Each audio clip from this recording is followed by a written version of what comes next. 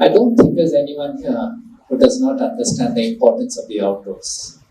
We constantly urge our children to go out and play, but we worry with school, studies, homework, extracurricular activities.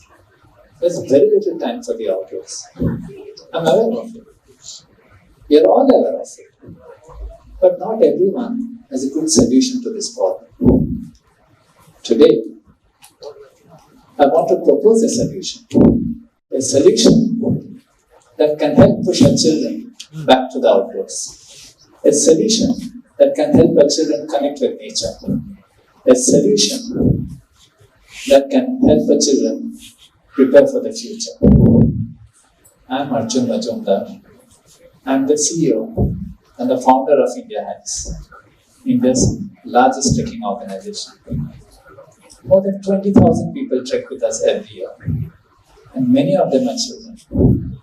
In observing these children very closely, we have noticed a lot of behavioral dynamics which gives us rare insights into how trekking impacts children.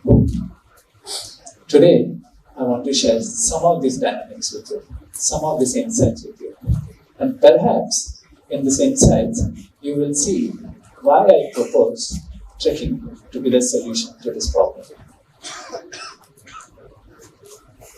A few months earlier, we were taking a group of students on a trek in the Himalayas. We had arrived at a camp at around 9,000 feet. And this camp was surrounded by beautiful mountains. These are ideal locations for students to connect with nature, for children to connect with nature. In the night,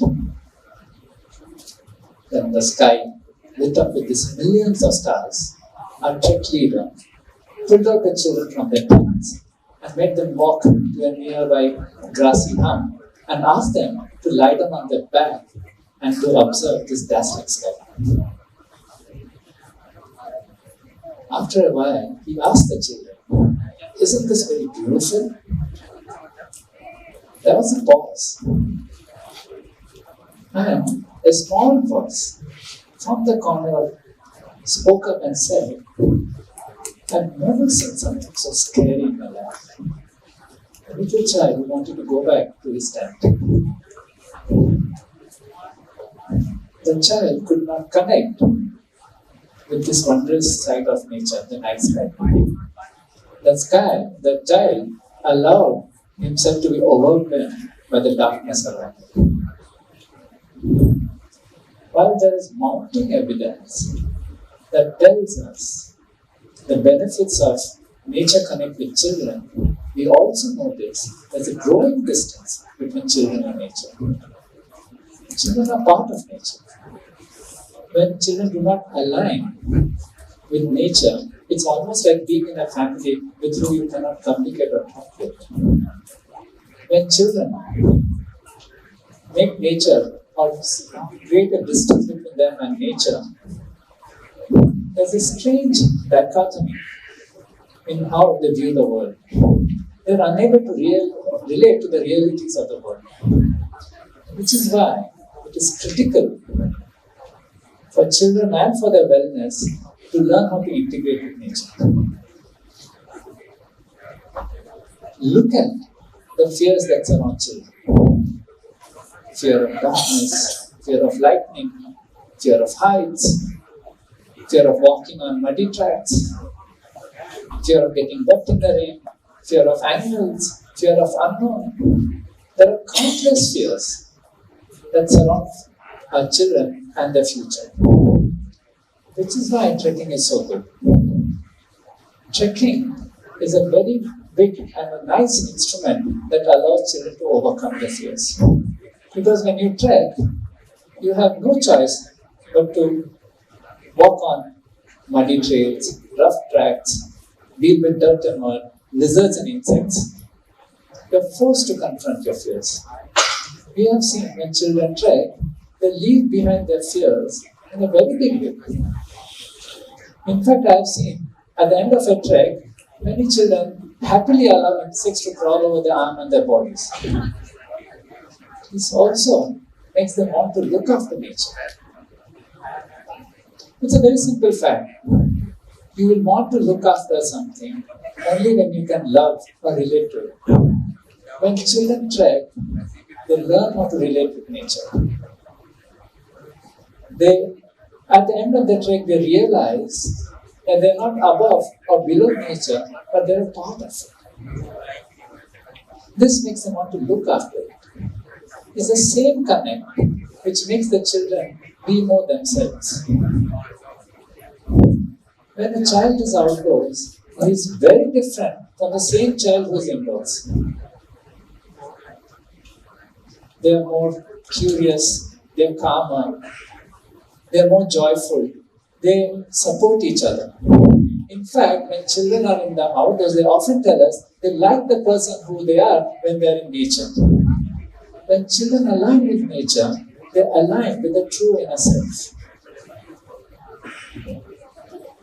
We were taking a group of family on a family trek at a western campus, which is near Mumbai. Amongst the family, there was a couple who had come along with an 11-year-old daughter. Her name was Priti. In the design of our family treks, we often give duties for children to do. So some are given tent pitching duties, some are given kitchen duties, some are given camp management duties, and so on and so forth. At the end of the trek, when we were reflecting back with his parents, Priti's father had a very strange expression on his face. It was very quiet. When he finally spoke, he did so with a little bit of sadness and a lot of pride. He said, "My daughter has grown up and I never saw it. In my mind, I've always imagined her to be a little child not capable of much. But here, when I see her taking up so much of responsibility, not only of herself, but even of others, I see that she is a lot more independent than I thought. I have been worrying about her when I shouldn't have.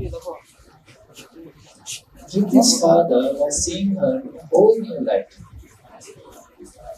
Trekking does this to children.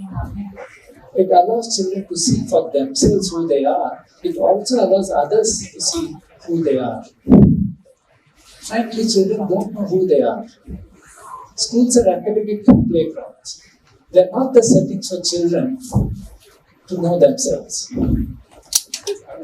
I'll share another story with you. I was taking a group of children on a trek on a day hike near Bangalore. It was a school of 5th grade students. Just before the start of the trek, the teachers of the school pulled me aside and told me to be wary of one particular child whose name was Rohan. They told me that Rohan was a known troublemaker.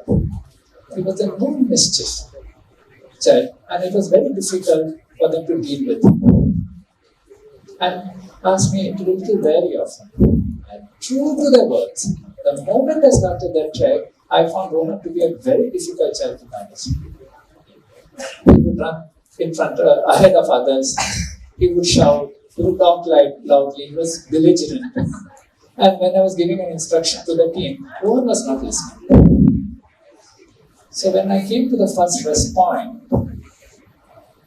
I asked Rohan if he would help me manage the green trails activities of the team. Rohan was very skeptical. He asked me exactly what did I want him to do. And I told him that I wanted him to take this garbage sacks that I had with me and to distribute it amongst the children.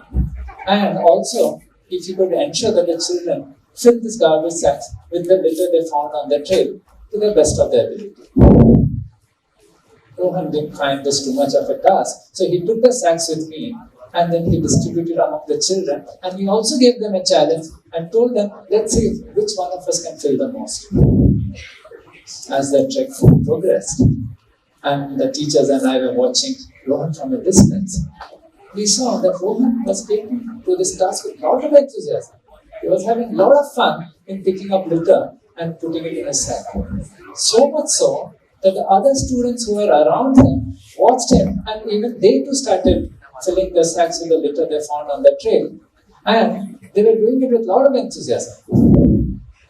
I saw Rohan putting his hand inside thorny bushes, getting himself scratched, pulling out litter which were stuck, wrappers which were stuck inside, and adding it to his collection. Every now and then, he would come and show me a sack of collection, and he would tell me how he was doing, and he was also giving me scores of how others were doing. At the end of the trek, the entire class collected 4 big sacks of litter, which was a lot more than what we usually collect in our school treks. Before the school was leaving, I asked the teachers and requested them if they could ask the school principal to mention Rohit's name in the school's assembly for the commendable work he had done. After a month, I met one of the teachers again, and she told me that the trek had a profound impact on Rohan. After his name was mentioned in the assembly, Rohan felt himself as a star. He started participating in a lot of school activities. He became quite the leader at school events. Rohan started to see himself differently. When children trek, it allows them to see who they are. It also allows others to see who they are. Children discover that they're capable of a lot more than they have imagined. They discover they're capable of care, empathy, and leadership. They discover that they are a lot more resilient than they have imagined. In April this year, we were taking a group of girl students on an Himalayan trek. These girls were from one of the leading elite residential girls' school of our country. These girls were from the upper crest of the society. On the first day of the trek, halfway when they were in the jungles, they met with a very bad weather systems. They were smashed by rain. The rain was so hard that every drop felt like a pellet. When they walked into the camp, they were totally soaked. Their shoes, their socks, their clothes, everything was soaked. They were cold, shivering, and utterly miserable. We thought most of them would quit because children are not used to such misery, especially privileged children.